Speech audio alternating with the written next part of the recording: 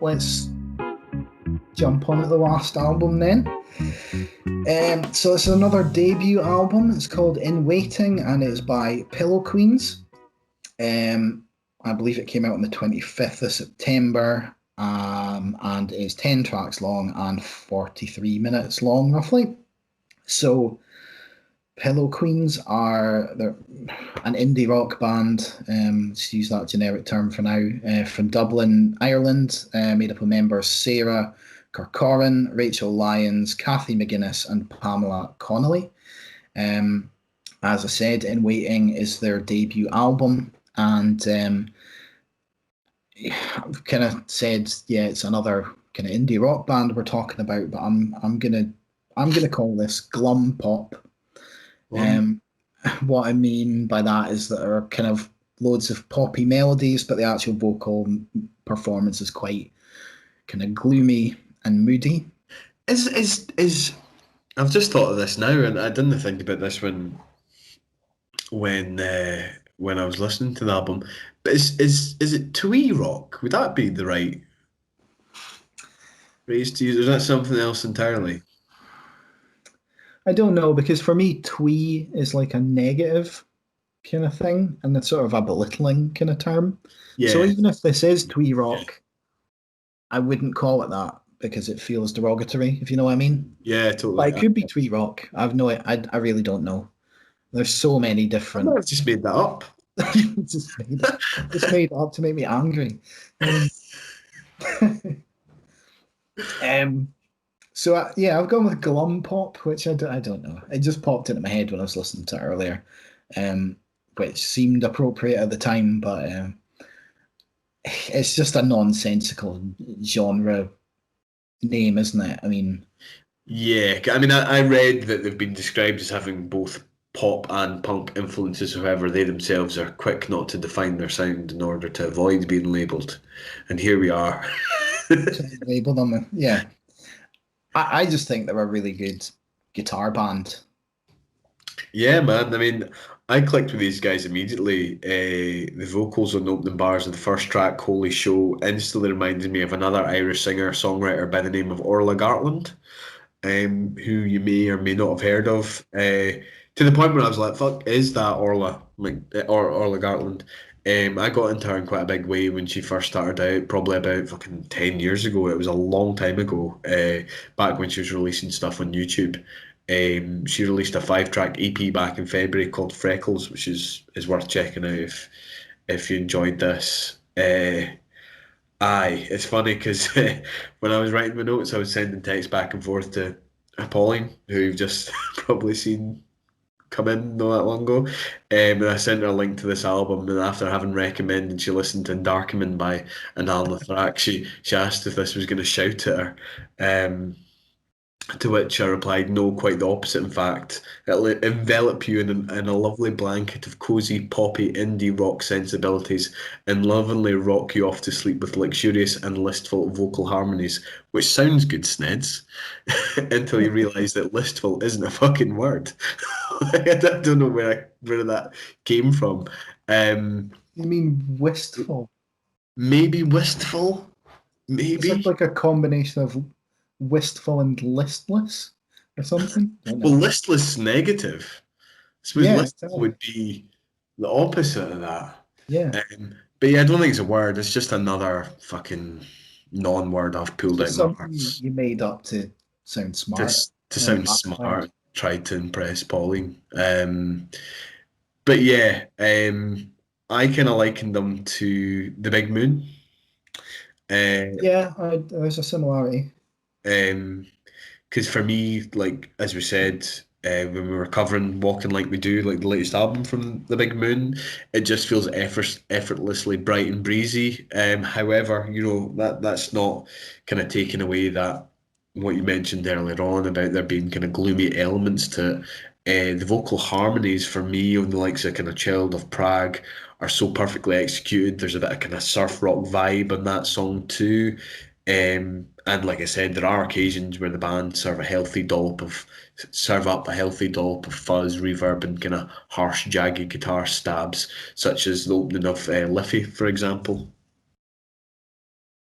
Uh, but yeah, there's so much to like. Gay Girls, probably one of my favourite tracks in the album. That's just so fucking good. I just find the chorus really infectious. The chorus It's, on Gay Girls is fantastic. do you find yourself singing it in an Irish accent? Um, I haven't really sung out loud, but probably in my head, yeah. Because I do, and I love that as well. Like I love when bands sing in their own accents. Yeah, there's something authentic about that, isn't there? Like, rather than trying to sort of put on a singing voice, I Transatlantic, suppose. yeah, Yeah, the transatlantic, whatever you call it. Um, I they they reminded me a little bit of that Girl in Red EP that yeah, we've man. I thought that as well. um just it's just there's a sort of similar vibe to that. The kind of instrumentation and the way the melodies are interwoven with the kind of dreamy guitar lines. Um, I think the first five songs on this album are absolutely impeccable. Like just the run of Holy Show into Child of Prague and Handsome Wife and into How Do I Look is just like you can't. It's practically faultless for that first five. I'm not like I like Liffey and A Dog's Life, them, but not quite as much. And Yeah, then I really like Gay Girls again, and then Harvey's not quite. I'm not so much into Harvey, and then it ends strongly again with Brothers and Donemede. So there's a wee bit of a dip there for me, but it's they're still good songs. They aren't bad songs, not in the slightest. They're just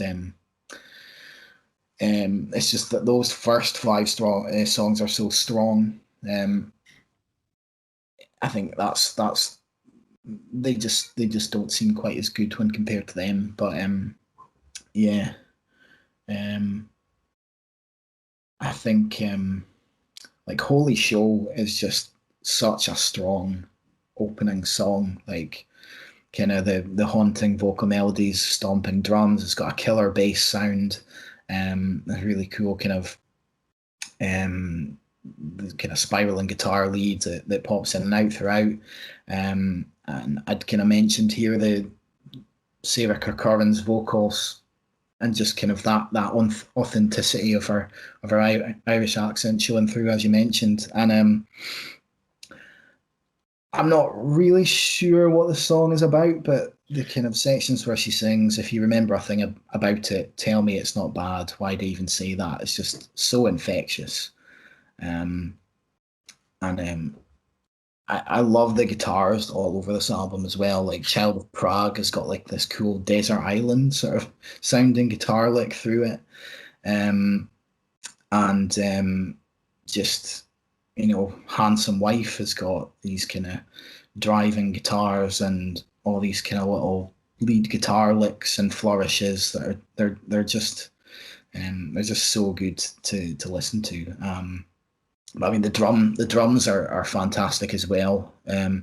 Particularly on Handsome Wife where there's a variety of things going on.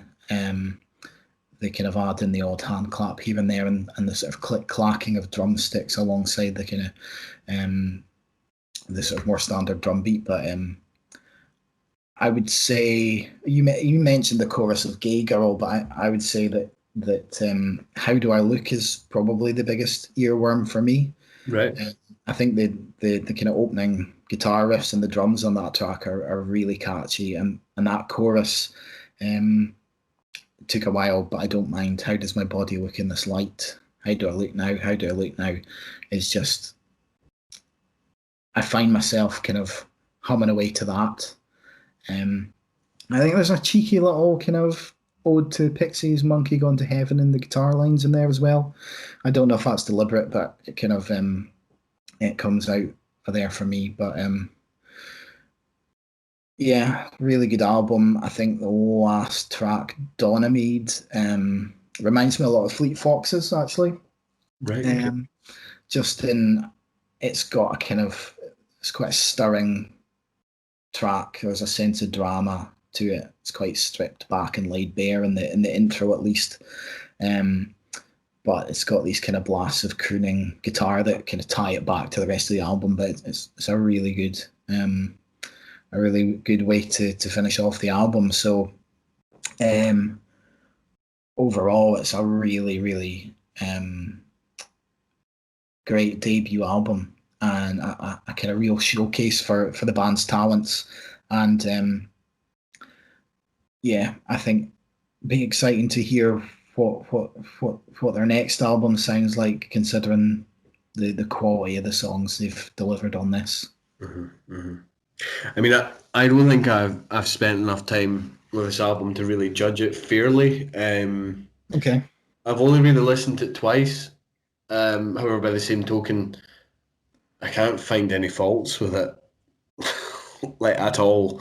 From what I've read, I think it deals with some pretty kind of weighty issues, but I didn't necessarily get that. I'm sure if I spent more time with the album, I would get it. But it's just so immediately engaging that that for me is just an added bonus. You know what I mean? Like, if there's some sort of deeper meaning to the songs, then yeah, that's fucking fantastic. But if I was pushed to kind of rate it and have my say, I'd be talking a kind of very strong 8, 9 out of 10. Yeah, I'm sitting on an 8 at the moment, but like you say, I think this will grow on me even more. But I was trying to decipher some of the lyrics earlier on, but I couldn't really make head nor tail of them. But so I just think it's a really good set of songs, and like you say, they're really immediate, especially those first 5 tracks like that. That is, I've been listening to this for kind of since it came out, so I've listened to it quite a lot of times, and that I'm always blown away by those first 5 songs. But yeah, definitely a strong 8, maybe a 9. Cool, man. Cool. Okay, so that was In Waiting, debut album from Pillow Queens. I roll you up and crack you open. We look like a couple of teens.